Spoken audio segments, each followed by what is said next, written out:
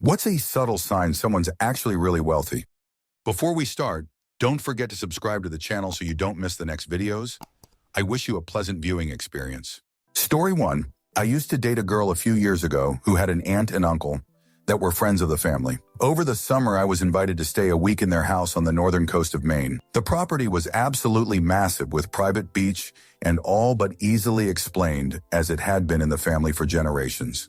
I love cooking and was asked to prepare dinner for everyone on the third night of whatever I wanted to make. I was told to make a grocery list of whatever I wanted. Being on the coast and all I wanted to make some whole cod with some family-style sides. I thought they were just being nice and going grocery shopping since I was not familiar at all with the area. The moment I knew these people weren't just well off but wealthy was when the aunt placed a phone call and 3 hours later a seaplane landed at their dock with produce picked that day and then a boat pulled up with the cod I asked for. Story 2. Quietly comfortable about money, it's simply not a subject. Who picks up the tab? They don't care. Their minds simply don't go there. And if they somehow feel obliged to, then they simply do. There are no considerations going on in their minds, and with a keen eye, you can see this in their attention. Their mannerisms, their lack of certain stresses, it's subtle but clear as day. Answer. This one is interesting. So I'm retired and was highly encouraged to invest my money at a young age. So by the time my pensions kicked in, I was well above the curve. Add to that, I decided to retire outside of the U.S., in a country with a good exchange rate. So I don't worry about money, and my wife's family and friends can really tell simply by that. I don't look at bills, will simply pick up the tab. The only flex I would say I do is paying for conveniences, not waiting in lines for things or upgrading services to pass the time better. Story 3. Financially comfortable, except with a hobby that functions as the day job. Or they seem to treat their day job more like a hobby. What you're actually seeing is that the bulk of the income is passive. Story 4. I work in a niche industry that brings in a lot of wealthy folks. The wealthiest people I've helped are among the kindest customers I've ever had. One of them turned out to be the owner of the company that we get 12 of our product from. I didn't know until I toured their facility a couple years ago and was introduced to their CEO. She remembered me and commented on how knowledgeable I was with her products. It was a feel-good moment. I was seriously in awe though. A woman CEO of a major international company, at least it's major in my world with revenue of $720 million in 2022, still did her own shopping. And not only did she listen to what I had to say, but she also took my advice too. She has an entire staff of people like me, but like my ideas enough to implement them. I would work for her in a heartbeat if she wasn't 1.5 hours away. It was a good reminder for me to be kind with my customers. Sometimes in the busy season, I get a little cranky. Answer, I love this. I used to be a hairstylist, and one of my regulars was this nice but quiet, well-put-together woman. The salon was in a wealthy area, so women coming in a few times a month for blowouts or something wasn't unusual. She always tipped 50 of her total and was talkative but never too much. She remembered things I'd share about my life. She never did the typical new money shoot things like insist on making a phone call in the middle of the service or ask for inane things from our staff. I knew her name was Kate B. Turns out it was Kate Brosnahan, the founder of Kate Spade. I only found out after she committed tragic end, and I saw her picture on the news. Broke my heart. Story 5. I unknowingly had dinner with a billionaire couple. Afterward, I was told about their wealth, and I realized their clothes were bespoke. Everything fit like a glove. Their nails were perfectly manicured. The wife was not wearing normal jewelry. They insisted on picking up the bill. They tipped a hunt on a 180 receipt. They were both legitimately nice people, and I genuinely enjoyed dining with them. Story 6. Nice teeth, tasteful jewelry, if any, casual, well-fitting clothes at all times. Rich people don't give a fudge about the dress code. New cars that are always clean. Answer. Many years ago, my late husband and I were on vacation and were looking at a sailboat that was for sale. Now, it's worth mentioning that the owner of said boat was basically dumping it for pennies on the dollar, and my FIL was really the one interested in whether or not it was worth buying. It wasn't.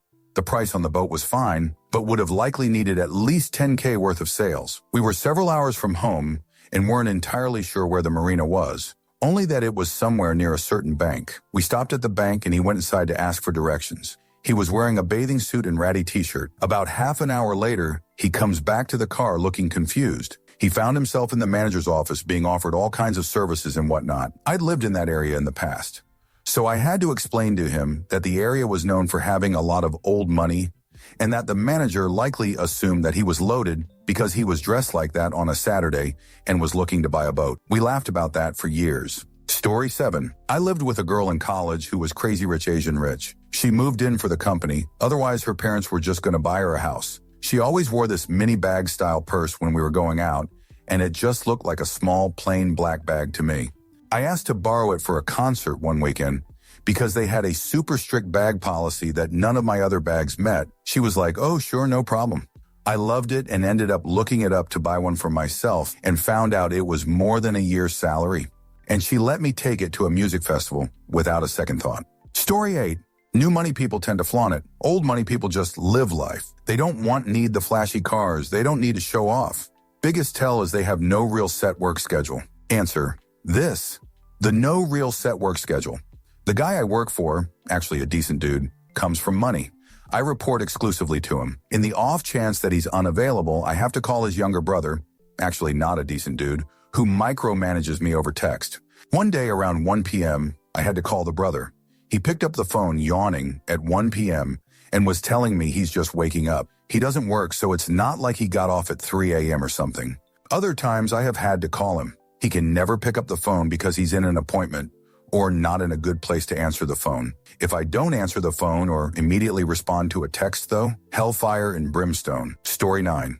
Parking wherever they want. I've met some wealthy people that legitimately consider parking tickets as a fee to park there. Answer: sometimes you'll even judge them if they're even competent as a person because they don't work. But once you talk about money with them, you'll really notice their financial intelligence. That reminds me of Steve Jobs. Not only did he park in handicap spots frequently, he disliked license plates so much on his Mercedes so much, always silver, that he traded them in every 6 months because that was the grace period California allowed to receive your plates and put them on. Story 10. They don't spend money on status symbols but are completely price insensitive with opportunities and education for their children. They teach their children how to play the game from a very young age. The children of wealthy parents are successful less because of direct inheritance, and more because they have been groomed for success their entire lives.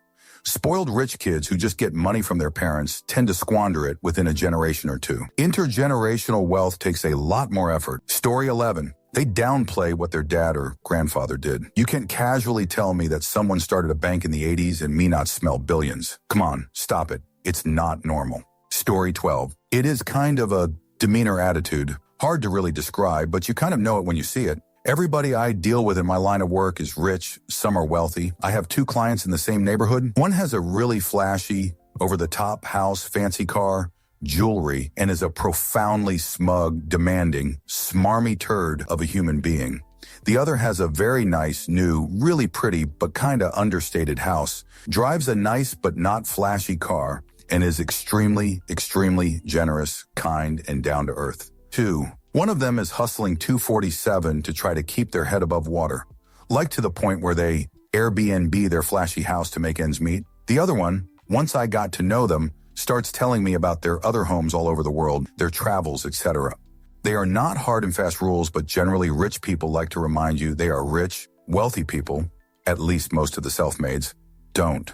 Some of the old school blue bloods are utterly bizarre people, like they aren't even human. I have a billionaire, no, not Trump or Musk, in my previous client list, and they are about the weirdest, creepiest human being I have ever been around. Story 13. My wife and I are decidedly not wealthy, but somehow we fell in with those who have old money, prudently invested. There's this underlying quiet confidence to them. They do not have the latest and greatest of anything. They usually seem perfectly at home nurturing older cars along, rather than running out to the auto dealer to get something new every couple of years. Their homes, while nicely furnished, tend to have a slightly threadbare appearance to them. Not worn, but well-loved. Their clothes typically are what works, rather than coming straight out of the pages of Vogue or GQ. And their manners are, almost without exception, flawless. If you have a conversation with them, there's no name dropping. There's no desire to one-up. They tend to be remarkably down-to-earth. They typically have mastered the art of conversation, where they are far more interested in talking about you than they are about themselves. In a word, they are not flashy. They don't have to prove a darn thing to anyone. They don't have this manic drive to buy the latest and greatest of everything, or recite their accomplishments as if reading off their resume. They simply are. The 2 things they spend the money on: education and travel, private schools and top-notch colleges. And of the families we know, the kids are expected to do well in school. Oh, and the spoiled brat trope doesn't really seem to apply. In those families we see, the kids are expected to work and make something of themselves independently of the family business. If they do enter into the family business, it's after they've gone somewhere else to cut their teeth. Answer: I agree with they don't have to prove anything to anyone. One of the wealthiest men I know absolutely loves an 8-bottle of wine. He has a cellar in his house filled with bottles that are over 1,000 wines, some over 5,000 wines. But he just loves the taste of this 8-bottle and drinks it all the time and serves it to his guests. Why drink a fancy bottle if you just like the taste of an 8-bottle? Also, of course, all his kids went to private school and they go to Italy multiple times a year. So what you said about travel and education is also spot on. Story 14. Has all the time in the world. No prior commitments with other people but themselves. Does not work for someone. They know what they want. You'll realize you're the one adapting to their schedule for meetings. They don't work with laptops in a coffee shop, but with their phones always in a call telling someone else what to do. Sometimes you'll even judge them if they're even competent as a person because they don't work. But once you talk about money with them, you'll really notice their financial intelligence. Just things I noticed with wealthy clients as an architect. Story 15 was at my favorite lunch place in Munich. Guy is sitting there in an old jacket with dirty boots and a scruffy dog drinking coffee. Chat to him a bit. Nice guy. After he leaves, the owner of the restaurant tells me he owns the 2 city blocks surrounding the restaurant. The only reason he didn't own the block we were in was because the church owned it and wasn't selling. Story 16. Many years ago, I worked as a driver for a gentleman in Greenwich CT. He was wealthy, millions. But one afternoon, on very short notice, he took me on a trip to Florida with the heiress of the Annenberg fortune. Billions. We traveled with her and her entourage in her private jet from a private airfield. When staying at her residence, I remember meeting her and getting the feeling that she was deeply lonely. I've never sensed it as strongly with anyone else. She was quite nice to me. She spoke directly to me and paid attention to my answers. Something subtle I picked up on was how the people around her were very rehearsed. Nothing natural ever happened. Ultimately, despite her extraordinary wealth, I felt quite sorry for her. Story 17. I work alongside someone who is worth 750 million USD. They are 25 years my senior. Subtle signs that others could likely pick up on. He dresses smart casual as base, then accordingly for more formal occasions. He notices all details of your attire, including fit, watches, jewelry, etc., but would never comment on them. He has a talk to the public voice, kind, demure, pleasant, then a talk to equals voice, blunt, aggressive, clear, incredibly fast-paced. He is rushed but not frantic as he controls everyone's time around him. He allows almost 0 people into his inner circle, but once you are in, he wants you to consume knowledge at the same rate as him. Constantly sending articles, studies, reports at all hours of the night and wants to discuss them in detail almost immediately thereafter, which I personally love. Memory and mind for details can compartmentalize many moving businesses. He has many homes and house managers, all of which have been working for the family for a long time. The homes are usually more architecturally interesting than huge compared to their respective neighbors. Cars, he generally sticks to driving the same kind of luxury SUV and now a newly purchased luxury wagon. However, I know he has purchased wildly expensive classics that I don't think anyone else even knows about, including relatives.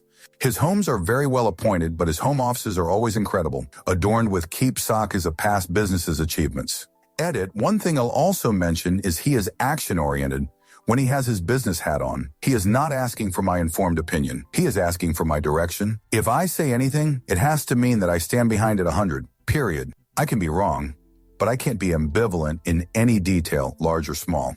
I vividly remember using the word assume, and his reaction was the most fierce and real one I've ever experienced in business. Taught me a lot. Story 18. You know that guy with the 828 Mercedes diesel sedan that looks like the day it was made? That's a pretty good sign. Story 19. Pull out a plat book, see who owns the most land in the Midwest, and you'll find billionaires driving a 1993 rusted-out Ford F-150. Story 20. They're a poor grad student in the U.S., but casually drop details about their family and life pre-immigration that include maids, chauffeurs, and multiple kids being sent to the U.S. for college at full tuition price. Also, I can't wear any jewelry except gold. Everyone in my family is allergic to cheap metal, and at least $100 worth of saffron in the spice cabinet if they're Middle Eastern. Story 21. Easier to tell if they are older. You don't notice the cosmetic work they've had done. If they both look surprisingly good for their age and are at a fit for their age and move easily. Old blue-collar workers carry the cost of earning a living in the damage it does to their bodies. Story 22. I unexpectedly connected with a person. We both had so much in common. Age, relationships, interests, hobby. We started chatting regularly and really got to know one another online. We decided to meet up and have dinner. Well, she's a 1%er and am most certainly not. She basically ordered each dish from the menu so we could taste a little bit of everything. She asked to speak with the owner chef about a certain dish and wanted to ask about regions where the whole bottle of wine came from. These were places she had traveled and taken tours. She's smart and astoundingly beautiful. She openly discloses all her beauty treatments to me. She doesn't do her own makeup because it's easier to hire someone to come to her house to do it for her.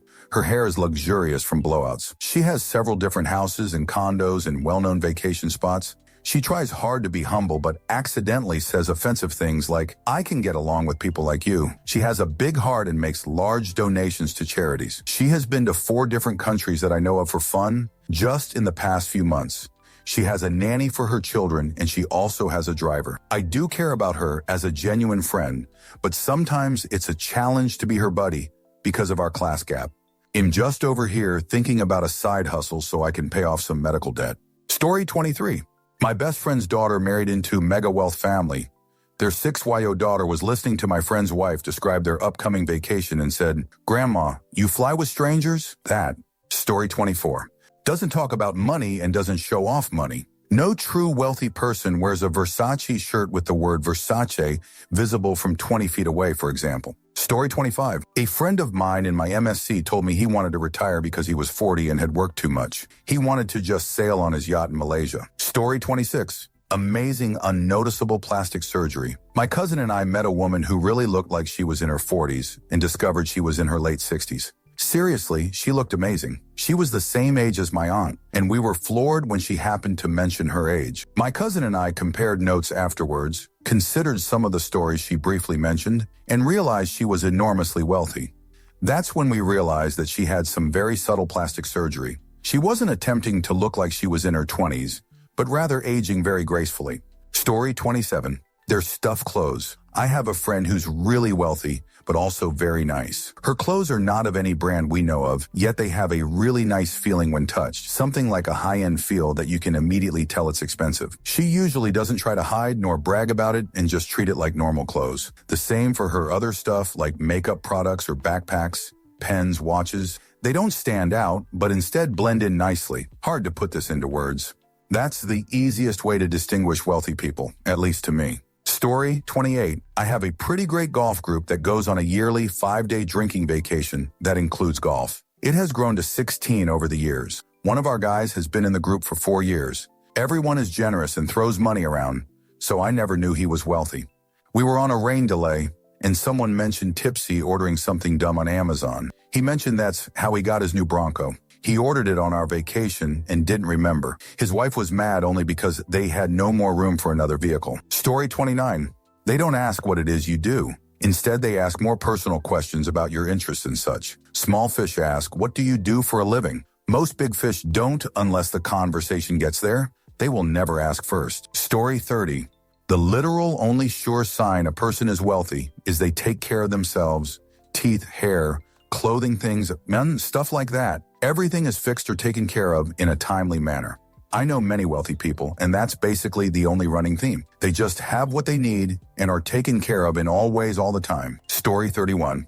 They'll be wearing clothes and accessories most people won't even have heard of, but costs almost a house deposit. A Patek Philippe, Nautilus, Vacheron Constantin Patrimony don't really stand out unless you're into watches, but they'll be north of 50, 100K. The leather jacket will be worth more than your car. Those boat shoes will be in the 4 digits. Just tailor-made, high-quality stuff without shoot, like Balenciaga, Balenciaga, or Supreme all over it. Story 32. Clothing is the easiest sign. The more recognizable the logos on their clothes and accessories are, the more likely they are trying to look wealthy. Truly rich people don't have to prove anything to anyone. Also, generally they smell fantastic. They aren't wearing the stuff you get at Target. Often they are wearing a scent made just for them. I met Steve Jobs a few times, and he literally just wore 501s, Nikes, and an all-black shirt. One time I met him walking his dogs near his house. I was visiting another Apple executive at the time who just happened to live near Steve. His house, by the way, is not extravagant, from the outside anyway. We talked about Buddha, seminal moment in my life. I have met quite a few billionaires and wealthy famous people due to my career. Steve Jobs is my favorite famous person I've met, but a close second is Obama. I saw him in a private meeting, and he was wearing a white-blue tennis outfit shorts, smelled great, perfect handshake, humble, and just a normal dude, other than being the president of the United States at the time. It was a decision related to airport security investments, and he just said, well, obviously, we need to do this. And that was it. More time was chit-chat than the official business. He knew my client's wife's name, and kids' names and ages, standard stuff, I guess. He has people to track it and remind him, but it seemed like genuine interest to me. Story 33. One sign I haven't seen brought up much in this thread. People with generational wealth tend to spend a ton of quality time with their relatives, their grandparents especially. Not as much time as a multi-generation household where the family lives with or takes care of its elders, of course. But the amount of random lunches, dinners, plays, concerts, movies, birthday parties, vacations, etc. a person attends with their relatives can usually imply that the family has money. The cynical perspective on this would be that everyone is sucking up to the grandparents because they're scared of being cut out of the will.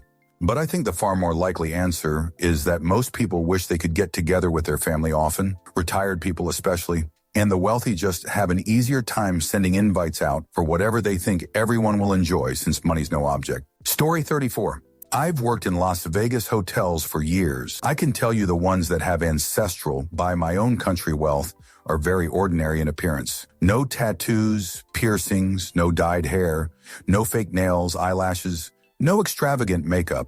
Their clothes are not outlandish, almost all couture. They are not flashy. They don't say much to those they don't know. They are very private and normally have their own staff with them. On the off chance you run into one of them alone, you would have absolutely no clue. Story 35. This comment section is fanciful. People are conflating the lower upper class with the true patrician elite. Real wealth is not subtle, almost by its bend the world to your will nature. Normal middle-class people rarely, if ever, abut against it, so it may seem subtle or guarded or shrouded in misunderstood signifiers to them. But if they walked around Sagaponack, they'd have no problem locating real wealth. Real wealth isn't a table at Noma and not looking at the bill. It's flying Ren Redzepi in from Copenhagen to deign the menu for your daughter's wedding reception. Story 36. I love telling this story. When I was a kid, my mom had a friend. He was from one of the 10 wealthiest families in the UK. I did not know this at the time. He drove an old beat-up Volkswagen Beetle, dressed very plainly. Super nice. I just figured he was easygoing. Not materialistic. No job. One evening, we're sitting in the living room and a light goes out. He jumps up and say, "He'll take care of it," and runs out to his car and leaves. An hour later, he comes back with a newly purchased book. It was like $75 on electrical repair. He did not know how to change a light bulb. Story 37. So I have a friend that I would say is wealthy. I live in Silicon Valley, so there are actually a lot rich people. So you have to sort of delineate their level of rich. This guy probably makes a salary, his own business, about $5 million a year. He has a beautiful house, but not ostentatious and not giant. It's in one of the wealthiest neighborhoods, Montessorino, but is certainly a small house for that zip code. He is very generous. He does not flash money around, is genuinely concerned about his employees, and constantly stresses about making sure that the employees are well taken care of. He drives a nice SUV, a Volvo, has a few hobbies that he does spend a lot of money on, but if you didn't hang with the guy, you would never know this. He has some quirks that I find funny because I am actually technically below the poverty line in Silicon Valley, but that's anyone with a blue-collar job.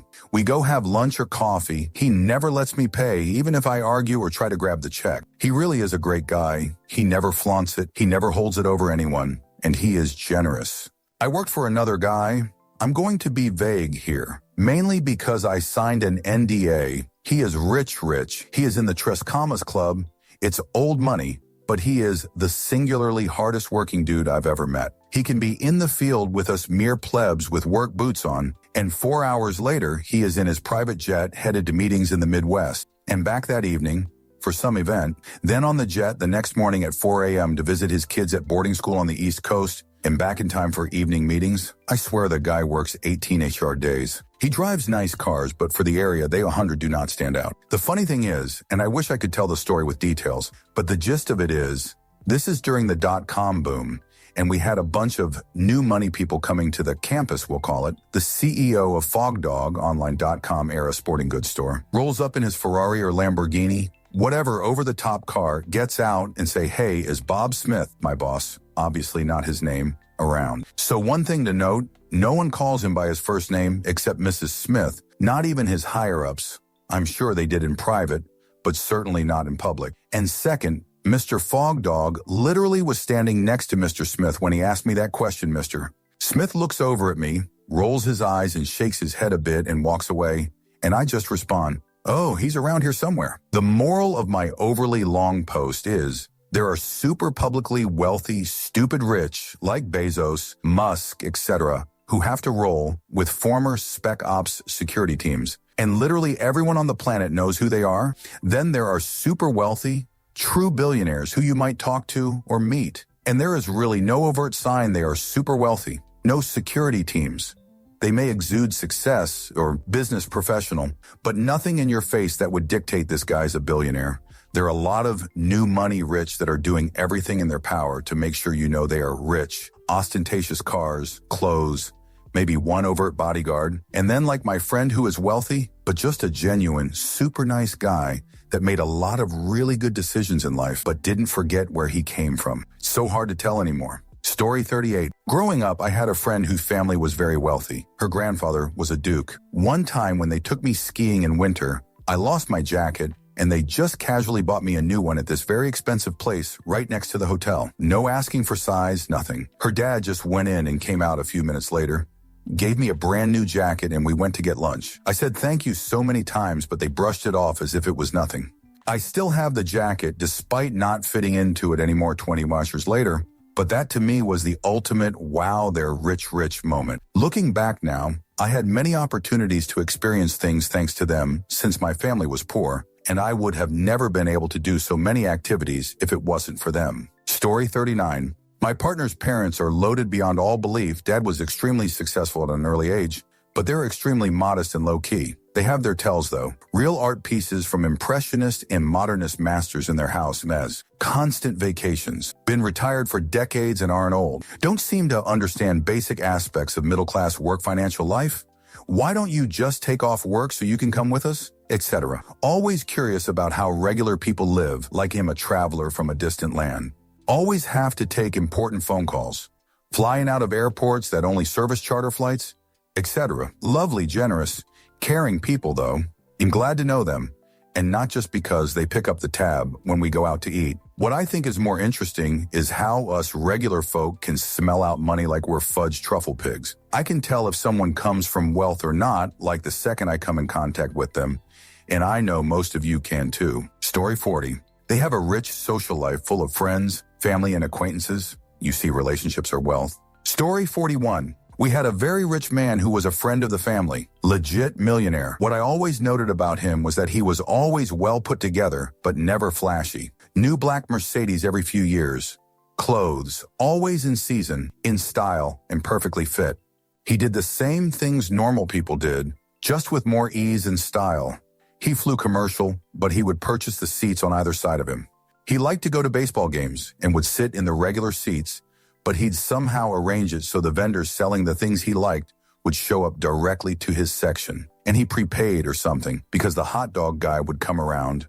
Our friend would ask, "Who wants hot dogs?" And he'd tell the guy how many. I never saw money change hands. He had fudge you money, but he was a very nice, generous, grounded man. He used it to be nice and for his own comfort, rather than bullying people or buying politicians. Story 42. Extremely well-behaved young children. A friend still talks with awe of the time she was sat beside a low coffee table, eating and drinking from an antique set of china. Her hand trembled, such was her fear that she might drop or chip her cup. At that same table sat an immaculately behaved 3-year-old boy in a white shirt with a lace-edged collar. His mother didn't even look at him. She simply trusted that the nannies had sufficiently instructed him that he could navigate this china set without direction. His performance was faultless. Story 43. They might not wear flashy or unusual clothes, But the clothes they do have don't show wear. They don't walk through a pair of shoes or wear the same couple pairs of jeans over and over. Answer: we brush up against the ultra-rich fairly often at work, small airport where they go for summer trips. This exactly. Fairly normal clothing, but never worn out. Sweatpants sure, but never stained from when the kids dropped spaghetti sauce on them. I once helped a bunch of rich ranchers from Texas. Many of them had those riding shoes that have a bit of a heel and the tassels at the bottom of the laces. But you could tell those shoes never stepped in a pile of horse shoot or even in a stirrup. Story 44. Smells nice. And no, I am not talking about that one time they went out to a fancy restaurant. I mean everywhere and anywhere they always have an aura following them. Story 45. At least one overgrown child around 40 with a serious and repeatedly treated substances problem and 0 jail time. Story 46. There's the 1, inherently wealthy, born into it. 2, self-made wealthy, kind of speaks for itself there. 3, new money, people who get wealth and attempt to invest or use it wisely and pretend they've always had it. 4, poor wealthy, lottery winners, etc. They buy ostentatious shoot, big, disgustingly built mansions, cars, bags, plastic surgery, and anything tacky because they're clueless as to the value or consequence of what having money means, and they're insecure and brag to everyone about it by way of showing off. They often spend it all. Story 47. They always insist on picking up the bill every time and tip very well. My fiancé is from a rich family. When we started dating, he would always pick up the bill and cover whatever we did that day. I rarely paid for anything, and I often offered, but he always turned me down. Most people I've dated before who were the same financial class as me took turns paying. Sometimes them, sometimes me. I thought at first he was flexing, and the constant paying would stop, but it never did. Story 48. Growing up, I delivered a set of newspapers to famous affluent people. As a 14-year-old, through high school, I was around these individuals, or at least interacting with them in some way. One takeaway was I could tell who worked for their money versus those who deserved every little thing. Story 49. My sister-in-law was already wealthy, but then met his now husband, which in turn is like 10 times wealthier than her. They are super humble persons that never flex them. Both are philanthropists and super nice people. But, another sign is that they are so disconnected with the real world, like they pay people for everything. And when we have to do things in family, we mortal people with competent but normal incomes struggle with their proposals for places for vacations or gifts, as they usually throw money to the screen or people to get things done and never look for the cheaper offers or offers in general. Story 50. They wear very good shoes, both casual and dress. Shoes, their condition and appropriateness for occasion will tell you a lot about a person actually. Story 51. My father's pretty wealthy, but not absurdly. One thing I've noticed about him that kind of gives off that vibe without being too on the nose is the fact that he never looks at receipts, bills in restaurants. He just gives them his card and tells them to run it for the whole table. He only actually looks at the bill after it's been paid, and he's calculating a usually very generous tip. Story 52. I would say little to no social media presence. They have no need to flaunt their houses or possessions and are actually quite discreet about what they own. They are purposefully vague about personal information, addresses, phone numbers, etc., because they value their personal space-time. Privacy really is the last luxury in today's world. Story 53. There's a lot of obvious signs, but subtle ones are harder because they're subtle. Definitely custom clothing brand? What do you mean? Seemingly never worried about any form of bill's monetary expenditure? Oh yeah, I'll pick up the bill. A lackadaisical attitude towards holidays. Oh, we might as well pop over to see Auntie, yeah? Spend another week while we're nearby? Nothing phases them, no matter how dire. Oh, it'll be all right. We'll figure it out. A quiet confidence in everything they do. Not like it's the end of the world or this doesn't work out, Why not give it a spin? Essentially, they're a non-stressed version of everyone else. Story 54. I have a friend I met 2 years ago. I've never seen him mention a job, school, nothing. He has a 4-bedroom house in LA he bought last year and has been to every continent excluding the Arctic in the past 5 months. On top of that, he regularly makes big purchases without any cringing. He only ever mentioned his parents were bankers once or twice. Story 55. While the rest of us avoid dealer repairs at all costs, they will have their 40-year-old Volvo repaired at the dealer without hesitation, and it never breaks down because they've never skimped on a repair. Answer, lol, this is funny. My uncle was a co-founder of Broadcom Semiconductor Company who retired at 45 and cashed out.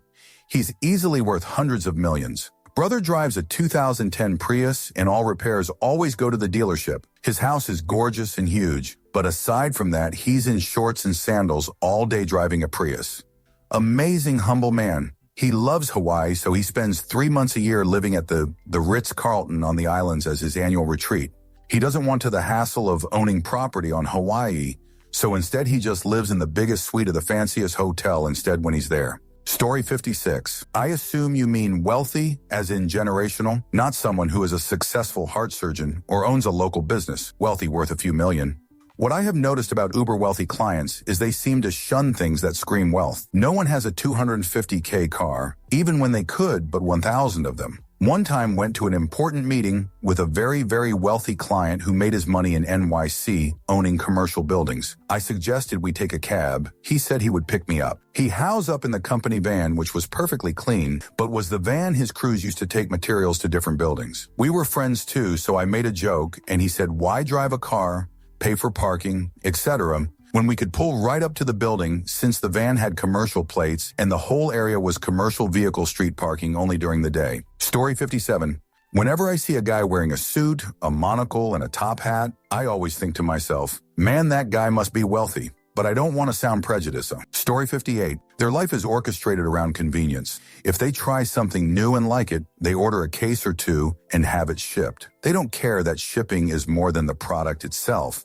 If they need an umbrella, they buy an umbrella, even if it's $300 and they won't use it again. They pay for services the average person does on their own, without thinking not because they're lazy, but because their time is valuable. They give away expensive items on the spur of the moment without a second thought.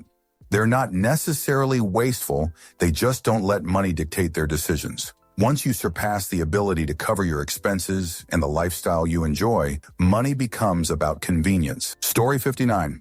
That Larry King interview where the dude said that luxuries he couldn't live without were nice socks and good coffee. Larry said that those aren't luxuries and gave a private plane as an example. Story 60. High net worth individuals think differently. Not just about money, about everything. The time and energy everybody else spends attempting to conform, millionaires spend creating their own path. Story 61. Not insanely wealthy, but my dad just stopped working 3 years ago after deciding he no longer wanted to be a CEO and has been gardening since restoring his tractor, whilst flying all over the world on holidays. Without a care in the world, it's the lack of doing stuff that gives money away. People who have money just can do nothing. Story 62. They can tell the difference between a real Rolex and fake Rolex because they actually owned a real Rolex before. Story 63. If they have names on their clothes, you may not know them. Nouveau riche will look like a spangly Dolce Gabbana billboard. Not the really wealthy. Their suit was made by a tailor in Hong Kong and doesn't have a label on it, but they might have a 7,000 Tom Ford suit on. If they're slumming it, they may be wearing a 50 beanie or have some shopping in their 275 tote bag from Filson. They may be wearing 8,000 shoes or 4,000 crocodile, suede, and deerhide tennis sneakers from Stefano Ricci. They have a 1,000 pair of sunglasses from Zilli in the car. Story 64. I used to work as a bartender at the Hilton. Extremely wealthy people were comfortable with their wealth. They ordered what they wanted, but rarely the most expensive thing on the menu. They ordered drinks they liked as opposed to drinks for show, and they were generally pleasant to serve. They very often tipped extremely well, but for actual good, quiet, and efficient service, as opposed to indulging or pampering them. The look-at-me's, on the other hand, those who wanted to appear wealthy, but it was mostly for show, loudly ordered the most expensive item on the menu, let everyone know they were ordering Dom Perignon or Cristal, and were generally unpleasant, demanding, and abusive towards waitstaff. They found the slightest reason to send something back, even going so far as to make something up in order to appear cultured, and they often failed to tip while dramatically voicing their imagined displeasure for all to hear. They expected everything to be comped, and very often use the "do you know who I am" line after being presented with the bill. I've had more than one credit card declined from these people who would loudly exclaim that it was somehow the establishment's fault. Story 65. I taught a class at UC Berkeley, and one of the kids in my class had his family name on the building I was teaching in. Story 66. Drives a Toyota, but speaks and has mannerisms different to most people. You'll know when you see it. Story 67. My brother-in-law inherited millions in real estate from his parents. He invested those millions and made more millions. Sold and invested real estate. The dude shops at the dollar store. LOL, you would never guess. Story 68. Ooh, a chance to tell my favorite stealth billionaire story. I was in Moscow for a while, which has plenty of rich folks. Most of them are mere millionaires, which my friends would deride as minigarchs, wannabe oligarchs. Usually the more mere the wealthy individual was, the larger their entourage would be. Armed guards, Bentley motorcades, beautiful fur-clad women, etc. Then one day I was outside one of Moscow's most exclusive nightclubs, and out stepped Mikhail Prokhorov, the former owner of the New Jersey Nets, currently worth about $14 billion. Unmistakable, at his height of 6'8". I watched to see how he would leave. To my surprise, he and another normal-sized man in a dark suit both got into the back of a lone black BMW sedan and left. The car quickly blended into the city center traffic and disappeared. No flashing lights or blaring sirens. For Moscow, that was the biggest baller move of them all. Story 69. When they don't know what fashion brands are and just buy what they like when they drive a 20-year-old car and tell you, well, it's still going. So when they buy a house and work on it themselves with gardeners or electricians, plumbers, when their jeans have holes in them and prefer rocking flip-flops over Louis Vuitton sneakers. Point here, I'm trying to make as most wealthy people are just like you and me. They just got lucky at one point in their lives and feel comfortable living the same way as they always have, just with more homes and better access to resources. I've met 3 actual billionaires here in the Bay Area, and believe me, nobody was wearing a Gucci belt or Armani t-shirt. Story 70. Real rich people don't wear luxury brand clothing. These products are meant to transfer wealth from the poor, pretending to be rich. Story 71. When they rarely use or don't have social media at all, and you see pics of their GF and constant 5-star travel itineraries.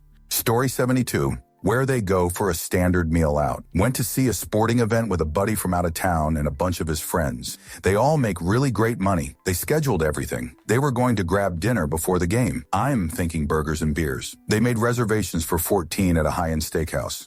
15 cocktails, 10 beers appetizers, the whole deal. We split the bill 14 ways. I can afford it, but it is certainly not how I would drop a couple hundred on dinner. For me, it would be part of a special night out. For them, it is just dinner. Story 73. Eccentricity not trained out by exposure to normal people. Like not having any towels in a multi-million mansion.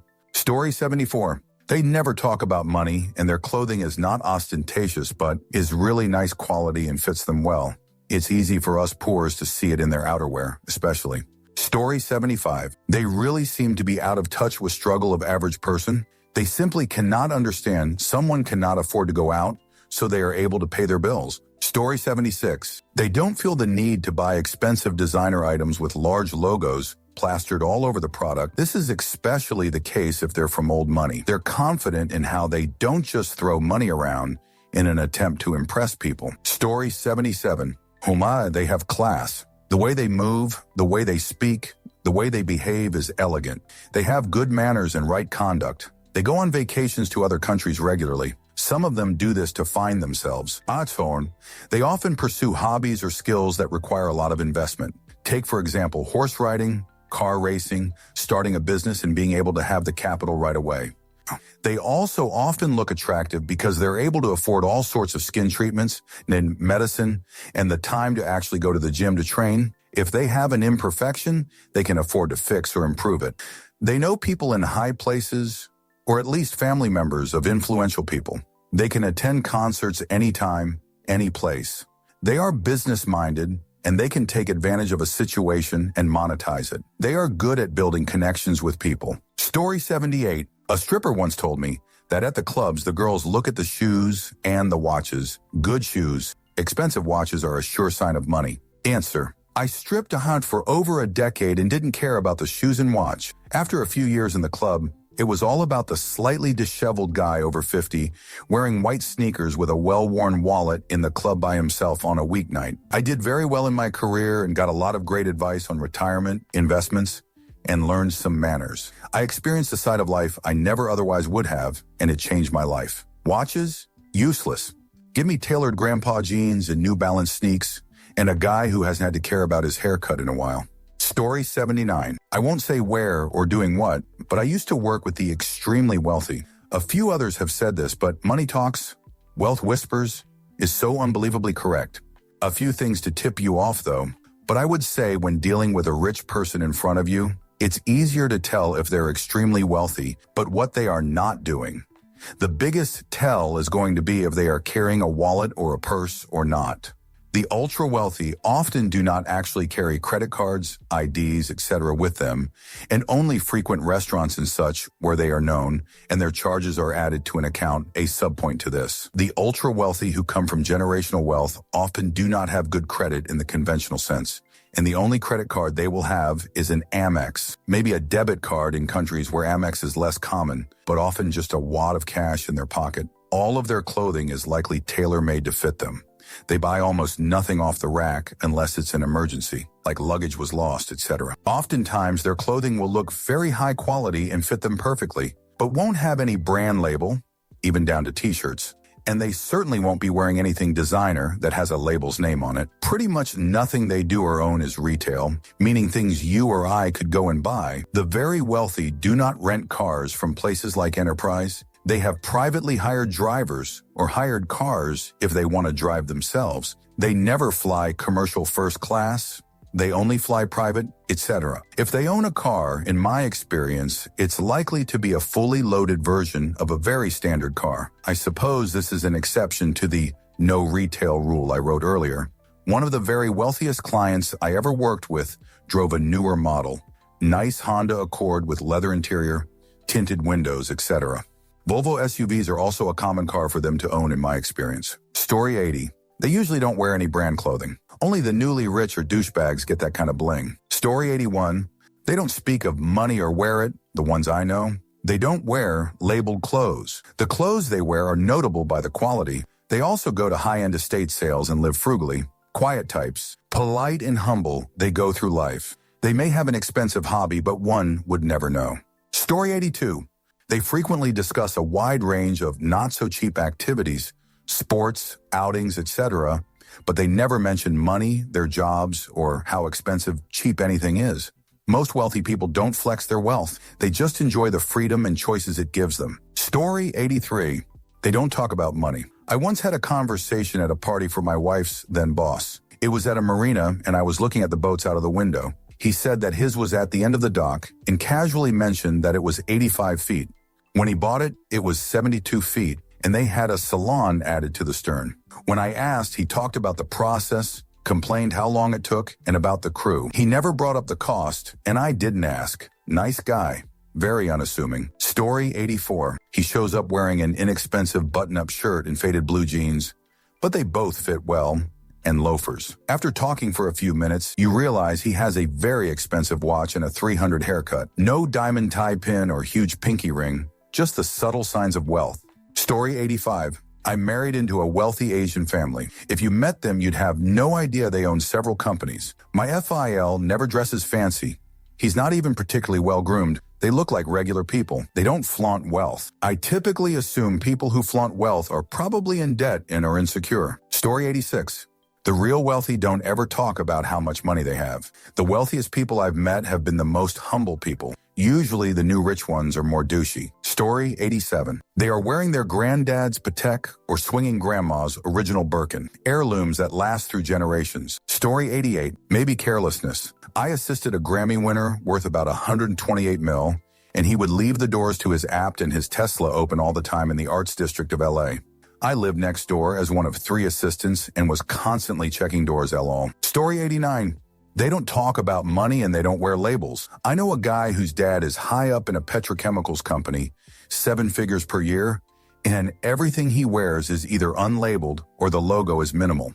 He also tends to buy clothing that lasts a long time. Story 90. They don't have actual jobs. She creates butterfly art, and he is a wine trader and restores antique cars. The antique cars he has right now have names like Delahaye and Lagonda Rapide. Story 91. When they get asked how much that cost or how much their bill was and have no idea, or they're completely out of touch with current prices of daily essentials like groceries, takeout, etc. Story 92. My Uncle John developed WSFTP back sometime in the 90s. Dude served in the Army when I was a kid and then retired and developed it.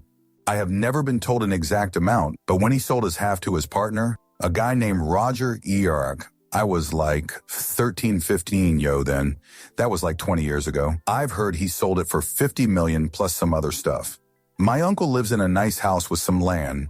Nothing crazy for our area. Man looks like he never left the 70s. He has helped quite a few family members by buying their houses outright and them paying him back.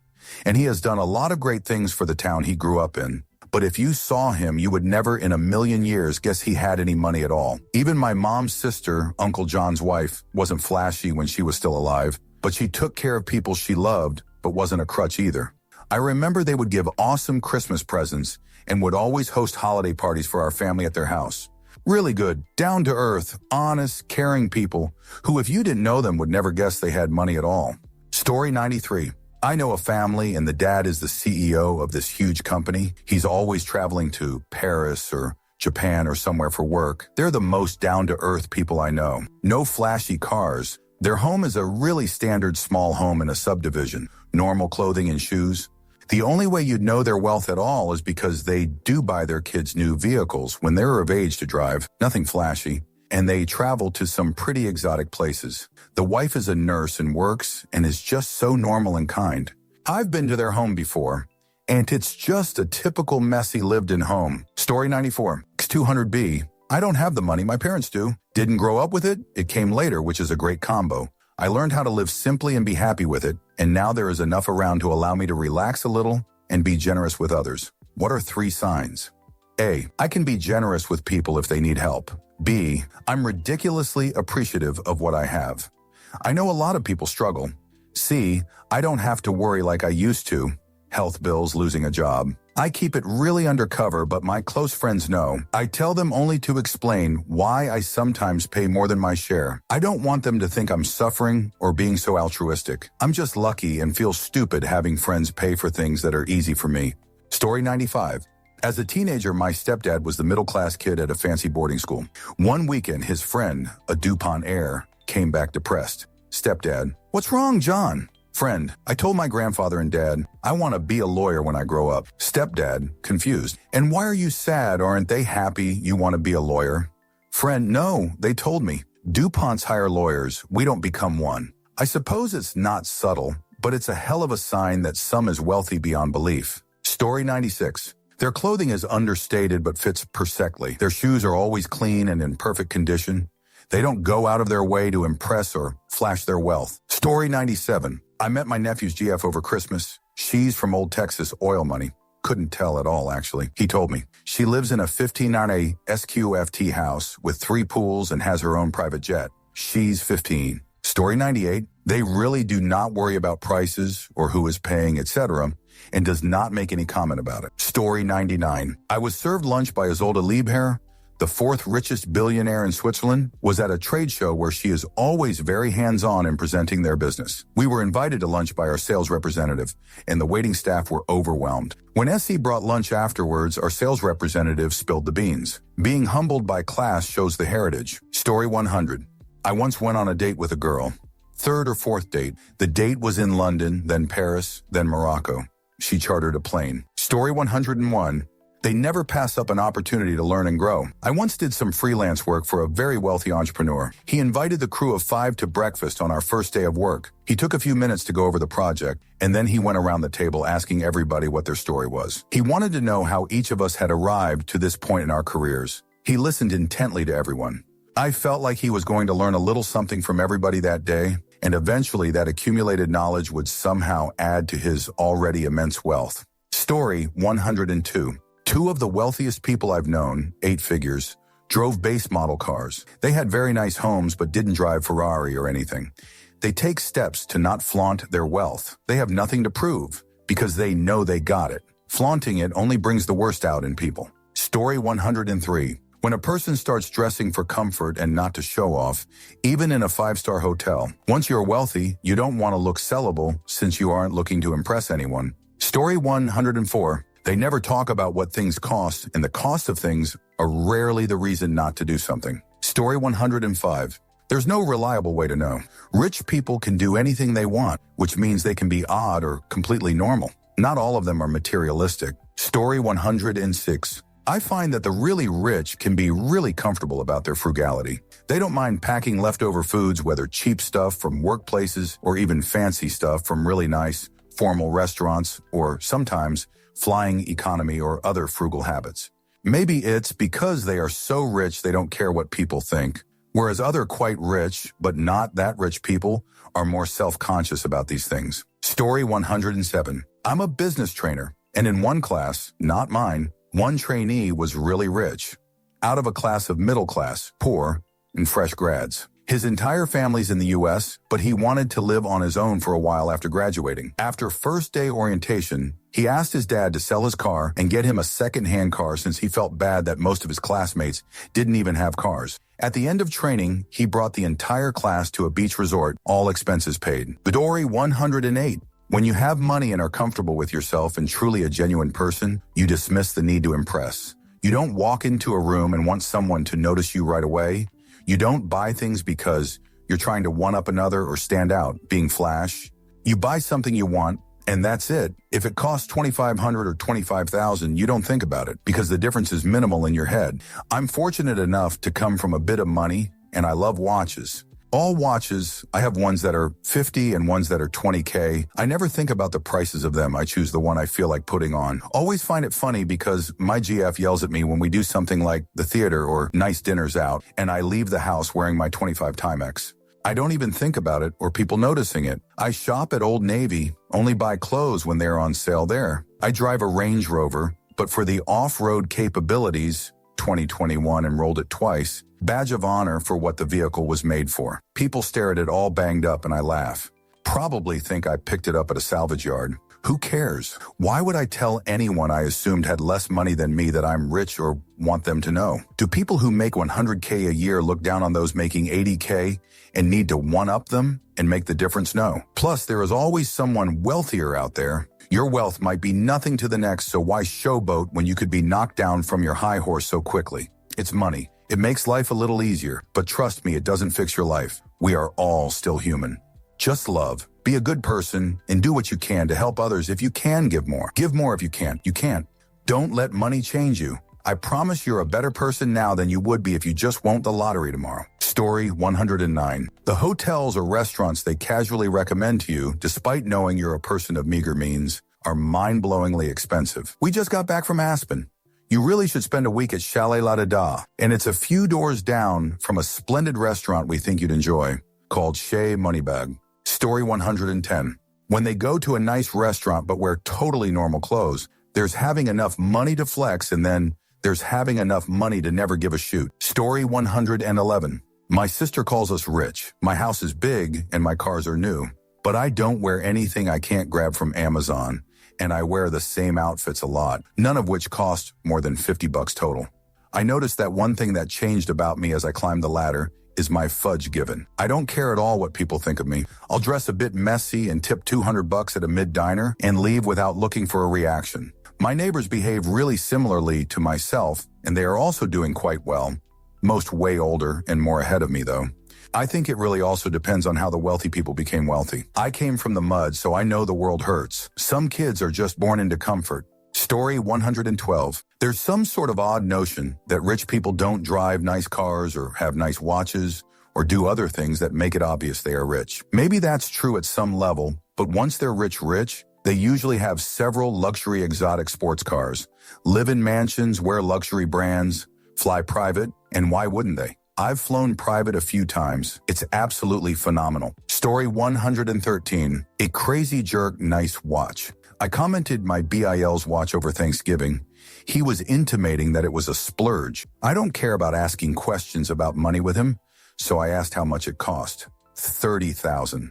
I thought that an Apple Watch was a major splurge. Story 114. Side note, $1 a second is $1 million in 11 days. In 30 years, it is $1 billion. $1 million is only 1,000th of a billion. Story 115.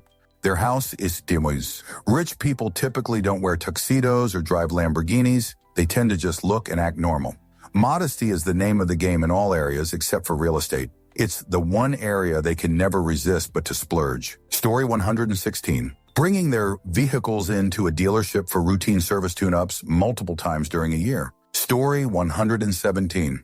The graph is basically a bell curve, with the amount of wealth on the x-axis and the amount of fudge to give flaunting on the y-axis. Story 118. The lack of knowing something they're doing is strange to normal people. Had a friend in college who was from China. His dad was super high up in the government, and his mom was a national executive for a company. He drove an exceptionally nice BMW sedan and spun out in the snow one time with it. He deemed it unsafe and purchased an all-wheel drive BMW SUV instead. He kept the sedan as his summer vehicle and had a hard time understanding why we were confused with his actions. He was a goofy dude, but had a good heart. Story 119. Every time I visited this client in Texas, he would take me to the nicest restaurants, and the bill was always above $5,000, which I never paid. He bought me the most expensive drinks and would always invite me to Medellin on his private plane, though we never did this, sadly. I miss this client. Story 120. This is more insanely rather rich than generational wealth, but there was a local tech company that was printing money for many years back in the early 90s. I am talking about ridiculous amounts of money. All of the execs and early employees were rolling in cash. They all had high-end sports cars and would rent out one of the racetracks. One of the guys brings his NSX into the dealership because an issue with the center console. Take it apart, and there were $100 bills stuffed down inside the entire area that enough of them worked their way inside the console and was interfering with the movement of the dash. There was around 3,000 of crumpled bills inaccessible inside the console, and that's not counting all of the ones just crammed into every nook and cranny of the car. The trunk of the car was literally half full of unopened CDs and looked like he knocked over a music store. Tell him it's not under warranty when he's picking up the car. He pays and then tells the guy fetching the car that he can keep the money that was pulled out of the dash because he doesn't want it causing him more trouble. Story 121. Most signs are not consistent. For everyone who tips 50 on Uber rides, there will be people who skip the tip altogether. For everyone who wears neat and well-constructed clothes, you will find people that wear mostly t-shirts and sweatpants. Income isn't wealth. Income is earned money, and wealth is whatever you keep.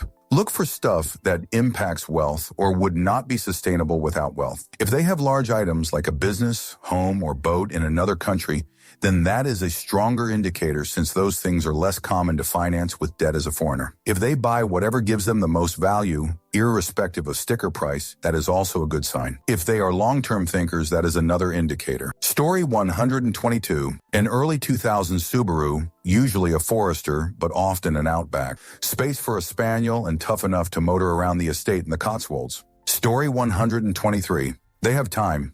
Rich people have lots of money but also have important things they need to stay on top of. Super rich people also have important things they do, but it's always on their terms. Nothing ever elevates into a pressing matter. Story 124. The super wealthy, super successful people I've known were not egotistical, very encouraging and empowering of others, humble. You would not have known they were super wealthy, were self-confident, strong handshake and eye contact. Story 125. Very wealthy people don't flaunt brands. Their clothing is fit for them, and the whole point is it looks brandless. Story 126. Fun fact, 10 of all Americans have a net worth of UM and roughly 1 or 40 cartinon. You're probably walking by millionaires every single day and you don't even know it. Story 127. My multimillionaire, if not billionaire, ex-employer gave me a pair of cufflinks from Garrard's the Crown Jewelers. Thank you for watching the video all the way to the end. If you'd like to see more content like this, you might be interested to know that I've created another channel with a similar theme, especially for those of you who enjoy what I do. I'll leave a link in the description, and I hope to see you there. Take care.